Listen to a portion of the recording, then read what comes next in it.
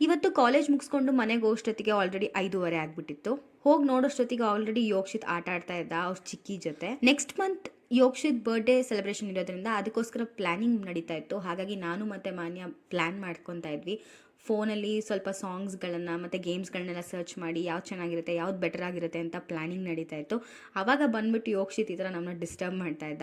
So it was cute and it is memorable ಅಂತಲೇ ಹೇಳ್ಬೋದು. ಅವ್ನಿಗೆ ಡ್ರೆಸ್ ತೊಗೊಂಡು ಬಂದಿದ್ರು, ಅದನ್ನು ಕೂಡ ತೋರಿಸ್ತಾ ಇದ್ರು ಯಾವ ಥರ ರೆಡಿ ಆಗ್ತಾನೆ ಯೋಕ್ಷಿತ್. ಮತ್ತು ನಾಳೆ ಒಂದು ಫೋಟೋ ಶೂಟ್ ಇದೆ, ವಿಡಿಯೋ ಶೂಟ್ ಇದೆ. ಸೊ ಅದಕ್ಕೆ ಹೋಗ್ತಾ ಇದ್ರು. ಅದ್ರ ಪ್ಲ್ಯಾನಿಂಗ್ ಬಗ್ಗೆ ಎಲ್ಲ ಮಾತಾಡ್ತಾ ಇದ್ವಿ, ಡಿಸ್ಕಸ್ ಮಾಡ್ತಾ ಇದ್ವಿ. ಯಾವ ಥೀಮ್ ಚೆನ್ನಾಗಿರುತ್ತೆ, ಯಾವ ಕಲರ್ ಕಾಂಬಿನೇಷನ್ ಓಕೆ ಆಗ್ಬೋದು ನಮಗೆ, ಆ ಥರ ಎಲ್ಲ ಡಿಸ್ಕಸ್ ಮಾಡ್ಕೊಂಡು ನಾನು ಮನೆಗೆ ಬರೋಷ್ಟೊತ್ತಿಗೆ 8:30 ಆಗೋಗ್ಬಿಟ್ಟಿತ್ತು. ಆಲ್ರೆಡಿ ಅಡುಗೆ ಎಲ್ಲ ರೆಡಿ ಇತ್ತು.